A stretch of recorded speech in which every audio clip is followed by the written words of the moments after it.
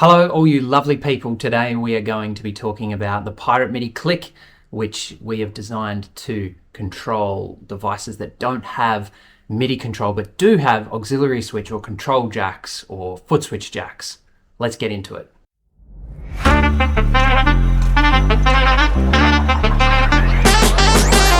Okay, so what are the main features of this click? The main features are that it has two relays, one for the tip and one for the ring of a TRS jack. They are controlled by MIDI. They have toggle messages, on messages, off messages. There are 128 presets using program change messages. And on top of that, you can also use the USB-C and TRS MIDI jacks as a USB MIDI interface, taking regular MIDI cables into your computer or your iPad and using it as a USB MIDI interface. Setting up the click is really easy. Let's jump over to the desk and I'll show you how to do it. Okay, so here we have our Bridge 6 updated to the latest version 2 firmware, which is currently in open beta. I've got my click updated to its latest firmware, and I've got a Boss Gigadelay DD20 here. The Bridge 6 and click are being powered by these USB-C cables. We have from FlexiPort 1 a TRS cable going into the MIDI in of our click.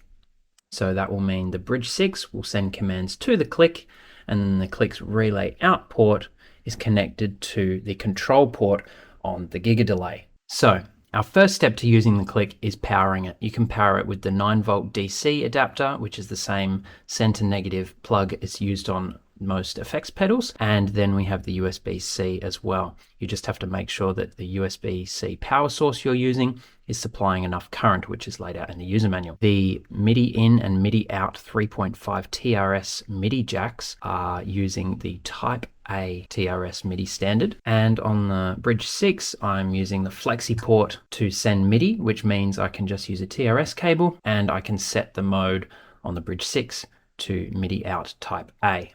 So let's do that now. Go to the menu,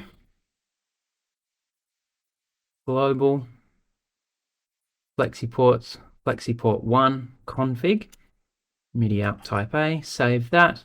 It might ask you to reboot, and after it reboots we have the Type A icon there. To control the tip relay, which is what we want to do to control the Gigadelay's control port, we need to add those messages to the Bridge 6 to send to the click. Okay, so we go back into the menu and let's go to our switches menu. We'll add the message on switch 3. Let's set up the switch. We're going to configure it as a momentary switch because we want to use this as a tap tempo. We don't need it to be toggling on and off. Set the LED color to dim, which means it will be dim when it's not being pressed and will light up when it is being pressed. Change the color just for fun, hey? Exit out of that menu, go to switch to 3, and add a message. We want to send a message whenever the switch is pressed. That will close the tip relay on the click. And let's go press. There are no messages, so we'll add one.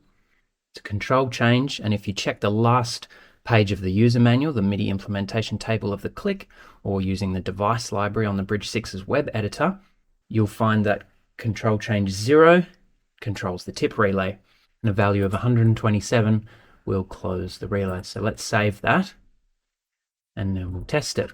If we press number 3, you'll see here that the tip relay has been closed on the click. However, the problem is that it's now not opening again. So we can't press this multiple times. You can see on the click the MIDI is being received, but the tip relay state is not closing. That's because we haven't told it to open the relay back up again. So let's add another message. We're going to the menu, go back to switch 3, messages.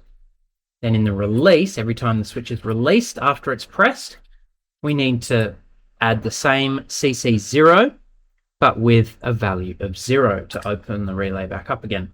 So we've saved that, exit, and now you can see the tip relay is flashing on and off every time I press it.